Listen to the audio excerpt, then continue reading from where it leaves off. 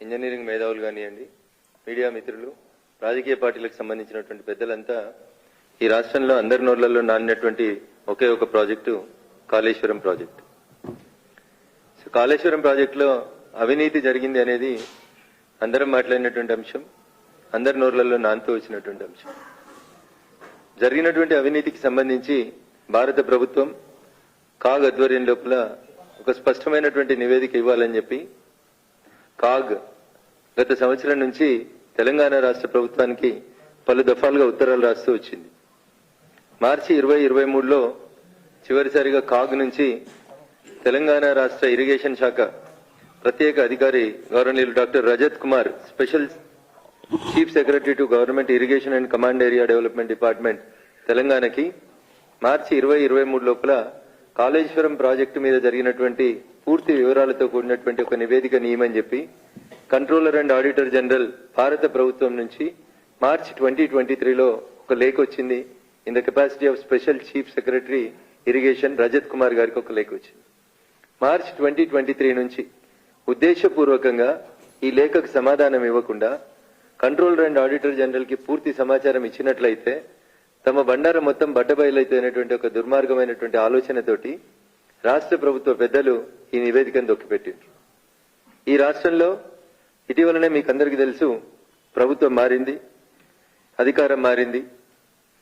TPCC president గా ఉన్నప్పుడు రేవంత్ రెడ్డి గారు అమిత్ షా గారికి, భారత ప్రభుత్వానికి పలు దఫాలుగా విజ్ఞప్తులు చేసిండ్రు. ఏమని? కాళేశ్వరం మీద విచారణ సిబిఐ చేత చేపిస్తే బాగుంటుంది, ఎందుకంటే దీని లోపల అనేక సంస్థలు ఇన్వాల్వ్ అయినాయి. పవర్ ఫైనాన్స్ కార్పొరేషన్ లిమిటెడ్ సంస్థ, నాబార్డు, బ్యాంకుల consortium which is headed by Vijaya bank, ఇట్లా రకరకాలైనటువంటి బ్యాంకులు, సంస్థలు, సర్వే ఏజెన్సీలు అయినటువంటి వాప్కోస్, మోటార్లు సప్లై చేసినటువంటి బిహెచ్ఎల్ లాంటి ప్రభుత్వ రంగ సంస్థలు చాలా ఇన్వాల్వ్ అయి ఉన్నాయి. ఇదొక పెద్ద స్థాయి లోపల జరిగినటువంటి కుంభకోణం.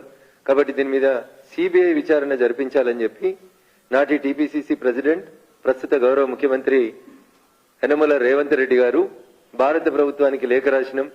అమిత్ షా గారు చర్య తీసుకుంటలేరు, మోడీ గారు చర్య తీసుకుంటలేరు, కాబట్టి బీజేపీ బీఆర్ఎస్ ఒకటి అని చెప్పి ఎన్నికలప్పుడు బాగా ప్రచారం చేసి ఒక పర్సెప్షన్ డెవలప్ చేసి అధికారంలోకి వచ్చిర్రు మిత్రులు రేవంత్ రెడ్డి గారు.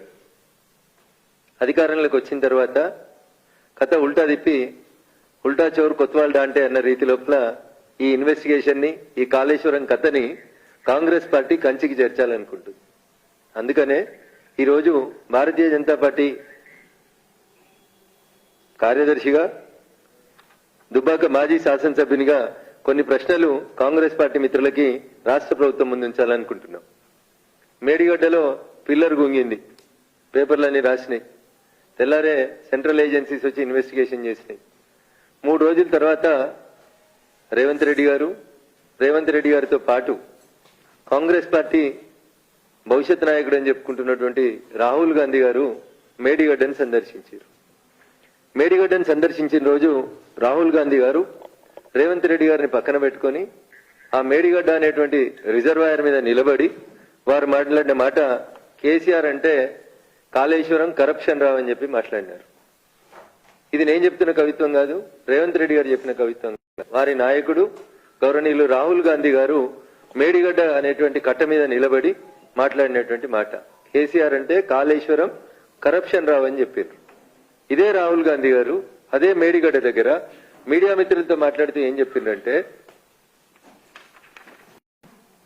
ఇదే పేపర్లో రిపోర్ట్ అయినటువంటి వార్తనే చదువుతున్నా, ఇది నా సొంత కవిత్వం కాదు. ఆ రోజు వారు ఏం చెప్పిందంటే, కాళేశ్వరం ప్రాజెక్టు పేరుతో కేసీఆర్ 1,00,000 కోట్లు దోచుకున్నారని, తాము అధికారంలోకి వస్తే ఆ సొమ్మును వసూలు చేసి ప్రజల బ్యాంకు ఖాతాల్లో జమ చేస్తామని చెప్పి రాహుల్ గాంధీ స్పష్టం చేశారు. అన్న ఇది నా సొంత కవిత్వం కాదు, మళ్ళీ చెప్తామని. చాలాసార్లు టీవీలలోకి వచ్చి కాంగ్రెస్ పెద్దలు అడుగుతారు, జనధన ఖాతాల లోపలికి 15 లక్షలు వచ్చినాయని అడుగుతుంటారు. నాకు తెలియదు మరి, మేము అన్నట్టు ఇక్కడ లేదు. అది మోడీ గారు అన్నట్టు ఒక వీడియో, ఒక ఆడియో చూపెట్టమని నేనైతే ఒక 50 సార్లు అడిగిన, అన్ని టీవీ ఛానల్ చర్చలలో అడిగిన, ఏడు రాలేదు. కానీ ఇది మొన్న అన్న, 4 రోజుల కిందట మేడిగడ్డ గొంగినప్పుడు ఫోటోలు కూడా రాహుల్ గాంధీ గారు, రేవంత్ రెడ్డి ఇద్దరే కనబడతారు, వేరే వాళ్ళు కనబడరు మీకు ఆ కట్ట మీద. ఇది రాహుల్ గాంధీ గారు, ఇది రేవంత్ రెడ్డి గారు. రేవంత్ రెడ్డి గారు స్వయాన చూపిస్తున్నారు, రాహుల్ గాంధీ గారు స్టేట్మెంట్ చెప్పినారు. ఏమని? కేసీఆర్ 1,00,000 కోట్లు దోచుకున్నాడు, మేము అధికారంలోకి రాగానే ఆ కేసీఆర్ దగ్గర నుంచి ఆ సొమ్మును కక్కిస్తాం, కక్కించినటువంటి ఆ సొమ్ముని పేద ప్రజల బ్యాంకు ఖాతాలలో వేస్తామన్నారు. ఇది ఆన్ రికార్డులో పత్రికలలో రిపోర్ట్ అయినటువంటి అంశం.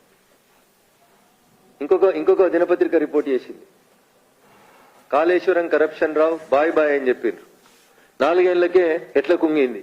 సర్కారుపై రాహుల్ ఫైర్, మేడిగడ్డ పరిశీలన, కాళేశ్వరం పేరు చెప్పి కేసీఆర్ దోచుకున్నారు, నాసిరకం పనుల వల్లనే పిల్లర్లు కుంగాయి. ఇది రాహుల్ గాంధీ గారు మాట్లాడినటువంటి మాట ఇంకొక పత్రిక లోపల రిపోర్ట్ అయినటువంటి అంశం. నేను ఇవన్నీ మీకు ఎందుకు గుర్తు చేస్తున్నా అంటే, అవును చెప్పిండ్రు చేస్తారు కదా అని వాళ్ళు వీళ్ళు మాట్లాడడానికి అవకాశం ఉంటుంది. ఇప్పుడు అధికారంలోకి వచ్చింది కాంగ్రెస్ పార్టీ. ఇలా ప్రజలు ఏం కోరుకుంటున్నారు? కాళేశ్వరం ప్రాజెక్టు మీద విచారణ జరగాలి, తిన్నటువంటి పైసల్ని కక్కియాలి, పేద ప్రజలకి భారంగా మారినటువంటి కాళేశ్వరం ప్రాజెక్టు విషయం లోపల సిబిఐ విచారణ జరగాలని తెలంగాణ సమాజం అంతా కోరుకుంటుంది. సిబిఐ విచారణ జరపడానికి 3 మార్గాలు కనబడతాయి. జనరల్ గా ప్రజల ముందు ఉన్నటువంటి మార్గాలు 3. 1, కోర్టును ఆశ్రయించి సిబిఐ విచారణ అడగడం. 2, ఏ రాష్ట్రంలో అయితే అవినీతి జరిగింది లేదా ఒక నేరం జరిగింది అనేటువంటి ఆరోపణ ఉందో ఆ రాష్ట్ర ముఖ్యమంత్రి స్వయాన ఉత్తరం రాసి భారత ప్రభుత్వానికి దీని మీద సిబిఐ విచారణ జరిపించమని అడగడం, లేదా సుప్రీంకోర్టు ఇన్వాల్వ్ అయి సుప్రీంకోర్టు ఉత్తర్వులు ఇచ్చి సిబిఐ విచారణకు ఆదేశించడం. ఇవి ఈ దేశంలో ఉన్నటువంటి సిబిఐ విచారణకు ఆదేశించినటువంటి సందర్భాలు. నేను ఇలా కాంగ్రెస్ పార్టీ టీపీసీసీ ప్రెసిడెంట్ గా కాళేశ్వరం అంటే వాళ్ళకి ఏటీఎం అని చెప్పి రాహుల్ గాంధీ దగ్గర నుంచి రేవంత్ రెడ్డి గారి దాకా మాట్లాడినారు కదా. నేను ఇలా ఒకటే సూటి మాట్లాడుతున్నా రేవంత్ రెడ్డి గారిని. చాలా విషయాల లోపల మీరు సమాచార హక్కు చట్టం కింద సమాచారం తెచ్చుకుంటారు, మీ దగ్గర చాలా ఫైళ్లు ఉంటాయి, చాలా ఇన్ఫర్మేషన్ ఉంటుంది అని చెప్తారు కదా.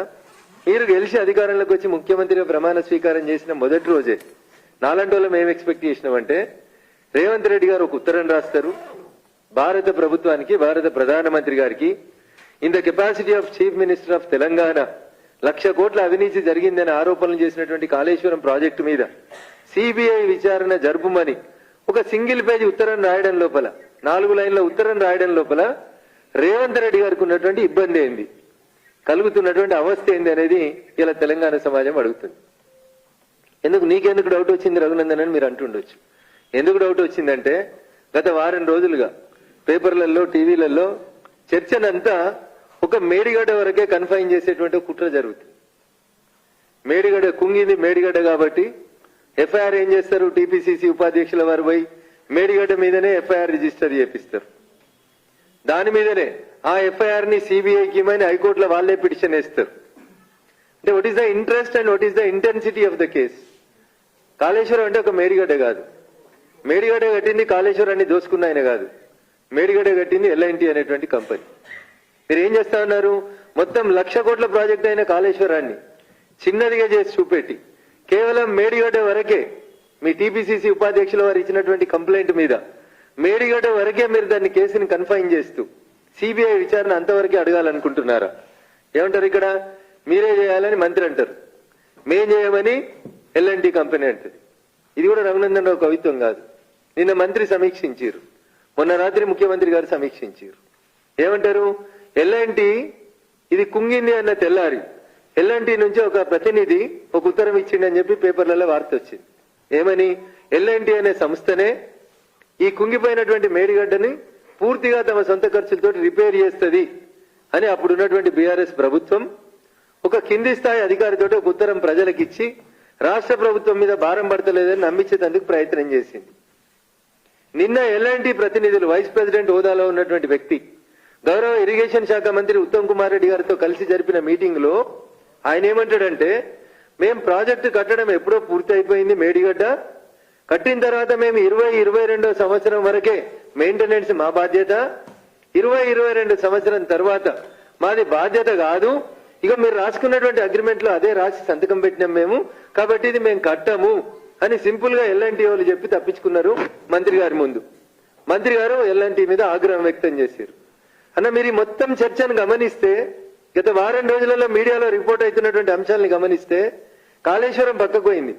ఎంతసేపు మేడిగడ్డకే దీన్ని కన్ఫైన్ చేసి మేడిగడ్డను కట్టినటువంటి ఎల్ఎన్టీ అనేటువంటి కాంట్రాక్టింగ్ సంస్థ వరకే ఈ కేసుని పరిమితం చేయాలనేటువంటి కుట్ర జరుగుతుంది అనేది నేను మీ ద్వారా గౌరవ ముఖ్యమంత్రి రేవంత్ రెడ్డి గారి దృష్టికి తీసుకుపోవాలని అనుకుంటున్నాను.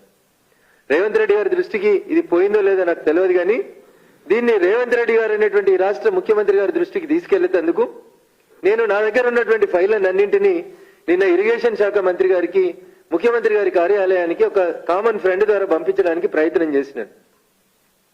ఇది కూడా మళ్ళీ చెప్తా ఉన్నా, ఇది రఘునందన్ రావు సొంత కవిత్వం కాదు. 150 పేజీల రిపోర్టు. ఎవరు తయారు చేశారు? ఇది draft audit report on Kaleshwaram project which is prepared by the government of India. Draft audit report. దీన్ని ఫైనల్ చేసి పబ్లిష్ చేయడానికే నేను ఇందాక మిమ్మల్ని అడిగినటువంటి ఒక ఉత్తరం కావాలని చెప్పి భారత ప్రభుత్వ కాగ్ నివేదిక నుంచి ఒక అధికారి రజత్ కుమార్ అనేటువంటి ఐఏఎస్ అధికారికి ఇది ఫైనల్ చేసి సంతకం పెట్టడం కోసం ఒక ఉత్తరం రాస్తే మార్చి 2023 నుంచి తెలంగాణ ప్రభుత్వం చాలా బిజీగా ఉంది, కాళేశ్వరం గురించి మాట్లాడతలేదు.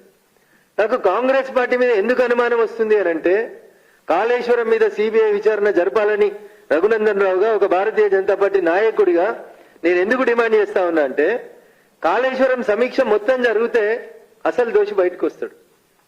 అని నేను మీకు చెప్తా, ఒక ఇండివిజువల్, ఒక వ్యక్తి స్వతంత్ర భారతదేశంలో ఇంత పెద్ద కుంభకోణం చేసిన ప్రాజెక్ట్ ఇంకేది లేదు ఈ దేశంలో. This is the first ever biggest corrupt practice. ఒక వ్యక్తి భారతదేశానికి స్వతంత్రం వచ్చిన తర్వాత ఇండిపెండెంట్ ఇండియాలో ఒక ఇండివిజువల్ చేసినటువంటి అతిపెద్ద కరప్షన్ ఏంటంటే కాళేశ్వరం ప్రాజెక్ట్.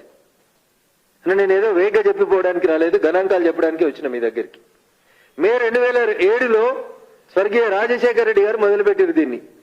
ఆ రోజు దీని ఎస్టిమేటెడ్ కాస్ట్ వచ్చి 17,875 కోట్లు.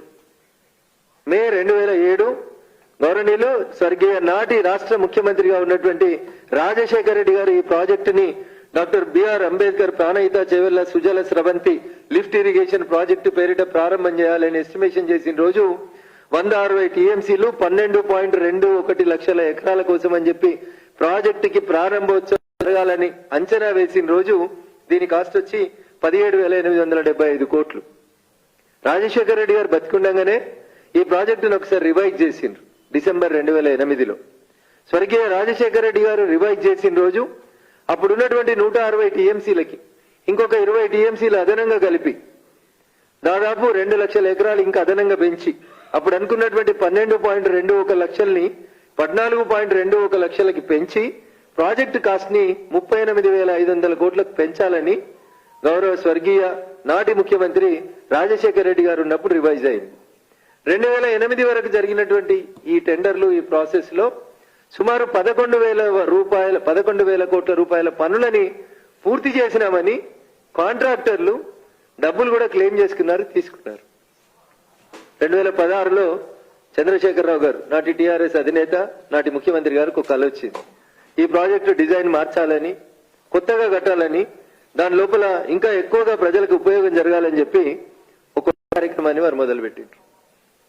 వారు మొదలుపెట్టిన రోజు వారు వేసినటువంటి అంచనా డిపిఆర్ ప్రకారం 63,000 కోట్లకి అంచనాతోటి 2016లో చంద్రశేఖరరావు గారు కాళేశ్వరం అనేటువంటి ప్రాజెక్టుకి ప్రపోజల్స్ రెడీ చేసి ముందు చేసినారు. 63,000 కోట్లు కాస్త డిపిఆర్కి వచ్చేసరికి 80,000 కోట్లు అయింది. ఈ రోజు దాకా ఖర్చు పెట్టింది 105,000 కోట్లు ఖర్చు పెట్టిండ్రు. జూన్ 2024కి ఈ ప్రాజెక్టు పూర్తి చేస్తాం. దీని కాస్ట్ వచ్చి 1,48,000 కోట్లు అని చెప్తున్నారు. కాదు, దీనికి ఇంకొక 1,000 కోట్లు అదనంగా ఖర్చు అవుతుందని మొత్తం 1,49,317 కోట్లు కావాలని చెప్పి దీన్ని జూన్ 2024కు పూర్తి చేస్తామని పేపర్ల మీద మంచి మంచి అందమైనటువంటి నివేదికలను తయారు చేసి పుస్తకాలు తయారు చేస్తున్నారు.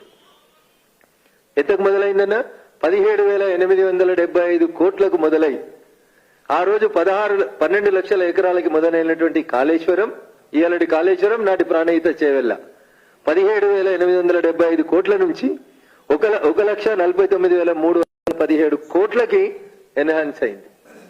అంటే తెలంగాణ సమాజం ఒకసారి ఆలోచించుకోవాలి. రఘునందన్ రావు చెప్తలేడు, ఈ రోజు దాకా ప్రభుత్వ అధికారిక గణాంకాల ప్రకారం ఎస్టిమేటెడ్ ఎకరాలు 18 లక్షల ఎకరాలకి నీళ్లు ఇవ్వాలని చెప్పి వీళ్ళు కలలు గాని 2016లో చంద్రశేఖరరావు గారు దీన్ని మొదలు పెడితే ఈ రోజు దాకా నీళ్లు ఇచ్చింది ఎంత అంటే వీళ్ళు గొప్పగా చెప్పుకున్నది కేవలం 42,000 ఆయకట్టుకు మాత్రమే నీళ్లు ఇవ్వడం జరిగింది.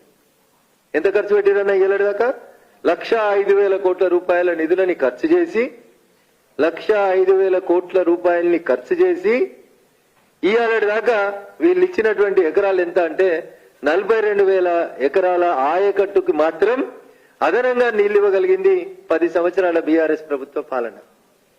ఇదంతా మెష్ అవుతుంది కాబట్టి ఏసీబీ ఇన్వెస్టిగేట్ చేస్తేనో మేడిగడ్డ పోలీస్ స్టేషన్ లో ఎఫ్ఐఆర్ చేస్తేనో దీనివల్ల ఫలితం జరగదు. కాబట్టి దీని వెనకాల ఉన్నటువంటి కంపెనీ తెలంగాణ సమాజం అంతా తెలుసు, దేశం అంతా తెలుసు. మెగా ఇన్ఫ్రాస్ట్రక్చర్ అనేటువంటి మెగా అనేటువంటి ఒక కంపెనీ దీని వెనకాల ఉంది. ఈ ఒక్క కంపెనీయే సుమారు 48,000 కోట్ల రూపాయలు out of 1,05,000 crores of rupees లో 48,000 కోట్ల రూపాయల లబ్ధి జరిగింది అంటే అదొక మెగా కంపెనీకి మాత్రమే జరిగింది అనేది ఇప్పటిదాకా అనేక రకాలైనటువంటి నివేదికలు రాష్ట్ర ప్రభుత్వం ముందున్నటువంటి నివేదికలు తెలియజేస్తున్నాయి. ఇవన్నీ కప్పిపుచ్చుతున్నారు. కాబట్టి నేను గౌరవ ముఖ్యమంత్రి రేవంత్ రెడ్డి గారికి ఒకటే మాట్లాడుతున్నా. ఉత్తమారెడ్డి గారు సమీక్షించారు, ఎల్ఎన్టీని తిట్టిర్రు, రేవంత్ రెడ్డి గారు సమీక్షించారు, మొత్తం డీటెయిల్ గా రిపోర్ట్ ఇయ్యండి, అవసరమైతే హైకోర్టుకు ఉత్తరం రాస్తాం, సిట్టింగ్ జడ్జి తోటి విచారణ జరుపుతాం. ఎందుకన్నా ఇవన్నీ డొక్క తిరుగుళ్ళు ఎందుకు?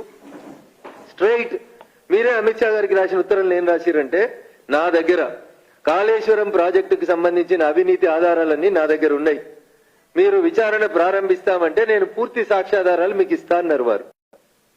నేను అడుగుతున్నా రేవంత్ రెడ్డి గారిని, అన్ని సాక్ష్యాధారాలని ఒక ముఖ్యమంత్రి హోదాలో ఒక ఎన్వలప్ లో పెట్టి ఒక సింగిల్ పేజ్ ఉత్తరం, ఇగో ఇన్ని సాక్ష్యాధారాలు నా దగ్గర ఉన్నాయి కాబట్టి వీటన్నింటినీ పరిశీలించి తెలంగాణ సమాజం కోరుతుంది కాబట్టి తెలంగాణ రాష్ట్ర ముఖ్యమంత్రి హోదాలో కాళేశ్వరం ప్రాజెక్టు మీద మెగా కంపెనీ చేసినటువంటి కరప్షన్ మీద సిబిఐ చేత విచారణ జరిపించండి అని 4 లైన్లు రాసి పంపురన్నా. They ends the episode. Rahul Gandhi గారు అన్నారు కదా, కరప్షన్ కాళేశ్వరం రా అన్నారు కదా, పైసలు తీసుకొచ్చి పేద ప్రజల అకౌంట్లలో వేస్తామన్నారు కదా, నెల రోజులే అయింది కదా.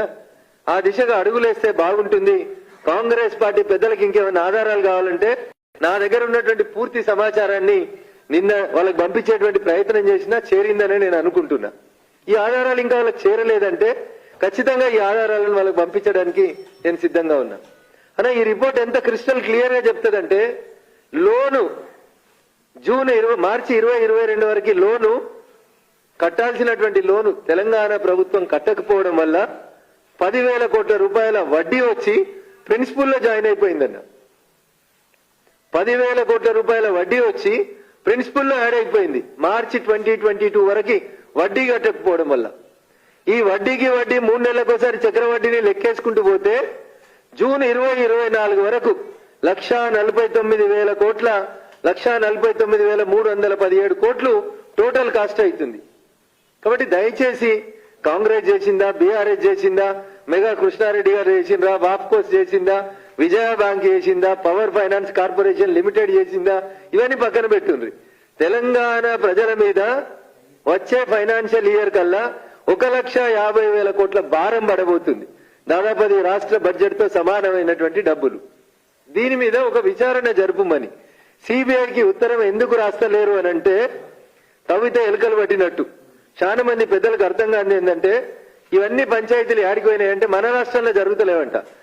రాష్ట్రంలో ఉన్న ఒక పెద్ద మనిషి చుట్టూ వీళ్ళంతా ప్రదక్షిణ చేస్తుర్రని, ఈ మెగా కంపెనీ పక్కన పోయి కర్ణాటకలో కొన్ని కాంట్రాక్టులు పొందిందని, అక్కడ ఉన్నటువంటి ఒక గౌరవ ప్రజాప్రతినిధి గారు తెలంగాణలో కూడా చక్రం తిప్పుతున్నారని, వారిని మీరు కలిసినారని, మెగా కంపెనీ పెద్దలు కలిసిండ్రని, అందుకనే ఈ పంచాయతీ అంతా కేవలం మేడిగడ్డ వరకే కన్ఫైన్ చేసి ఎల్ఎన్టీ సంస్థ వరకు మాత్రమే దీన్ని ఆపేసి అసలు కాళేశ్వరం కరప్షన్ కి కారణభూతమైనటువంటి మెగా కంపెనీని పక్కకు తప్పించాలని చెప్పి కొన్ని కుట్రలు జరుగుతున్నాయని చెప్పి ఒక విషయం తెలంగాణ సమాజంలో చర్చ జరుగుతుంది. అందుకని దయచేసి గత ప్రభుత్వం చేసుకున్నటువంటి ఒప్పందాల లోపల భాగస్వాములు ఎవరు, కరప్షన్ ఎక్కడ జరిగింది, బిహెచ్ఎల్ కి 1,300 కోట్ల రూపాయల విలువ చేసే మోటార్లు కొనుగోలు చేసి 7,300 కోట్ల రూపాయల డబ్బులు చెల్లిస్తే ఇవాళ దాకా ఇన్వాయిస్లు రాలేదని కేంద్ర ఆడిట్ సంస్థలన్నీ అడిగితే కూడా ఎందుకు రాష్ట్ర ప్రభుత్వం నివేదిక ఇస్తలేదో ఒక్కసారి దయచేసి ఆలోచించాలి. సో కాళేశ్వరం మీద 1 నిమిషంలో అసెంబ్లీలో పవర్ పాయింట్ ప్రజెంటేషన్ తోటో లేకపోతే హైకోర్టులో మేడిగడ్డ ఎఫ్ఐఆర్ ని సిబిఐకి ట్రాన్స్ఫర్ చేయమని కథను డైవర్ట్ చేయడానికో దయచేసి చేయొద్దని, నిజాయితీగా తెలంగాణ సమాజం పక్షాన గట్టిగా నిలబడతా కొట్లాడతా అని చెప్పినటువంటి ముఖ్యమంత్రి గౌరవనీయులు రేవంత్ రెడ్డి గారు మీ కష్టం లేకుండా మీ మీద బురద పడకుండా ఒక 4 లైన్లు పెట్టి భారత ప్రధానమంత్రికి మీరు ఉత్తరం రాయండి, సిబిఐ చేత విచారణకు అడుగుదాం. మీరు ఉత్తరం రాస్తే ఆ దిశగా భారత ప్రభుత్వం అడుగులేసేటట్టు భారతీయ జనతా పార్టీ నాయకులుగా మేము కూడా ప్రయత్నం చేస్తాం. తెలంగాణ ప్రజలకి దక్కాల్సినటువంటి సొమ్ముని తిన్నటువంటి సంస్థలు వ్యక్తులు ఎవరైనా వాళ్ళ నుంచి కక్కిద్దామని చెప్పి గౌరవ ముఖ్యమంత్రి రేవంత్ రెడ్డి గారికి విజ్ఞప్తి చేస్తూ తెలంగాణ సమాజం ఆలోచించాలి. సమీక్షలు, హైకోర్టు జడ్జీల చేత విచారణ కోసం అని రాస్తున్న ఉత్తరాలు, ఇవన్నీ కేసును పక్కదారి పట్టించి ఎవరిలో కాపాడేందుకు చేస్తున్నటువంటి ప్రయత్నాలుగా భారతీయ జనతా పార్టీగా మేము భావిస్తా ఉన్నాం. అందుకని మీ నాయకుడే చెప్పిండు కేసీఆర్ అంటే కాళేశ్వరం కరప్షన్ రావు అని.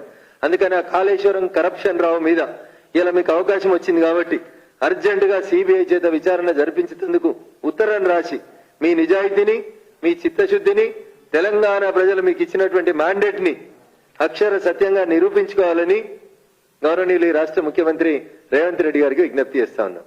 Thank you.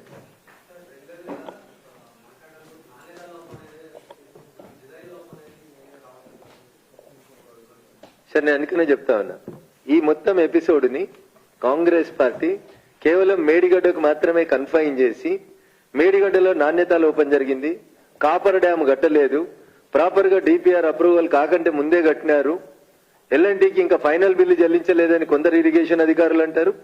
ఇగో లేదు మేము పని పూర్తి చేసినామని మాకు సర్టిఫికెట్ ఇచ్చిండ్రని ఎల్ఎన్టీ అంటది.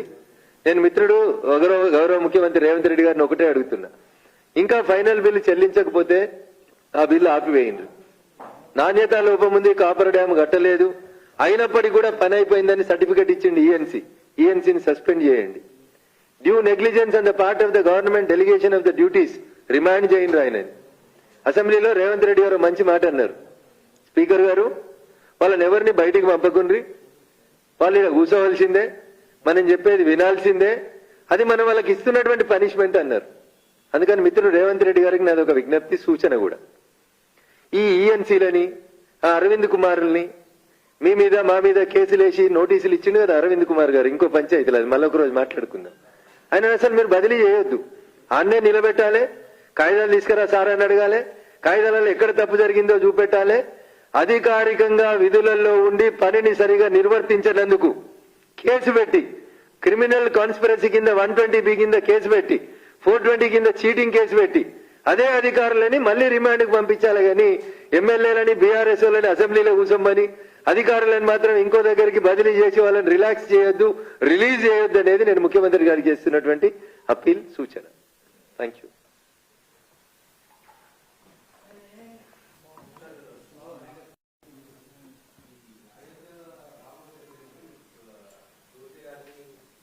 We will discuss another day, sir, because the subject is something different and the subject will be deviated from Kaleshwaram to Ayodhya Rama Janmabhoomi. If you need, tomorrow I will comment on it. Thank you.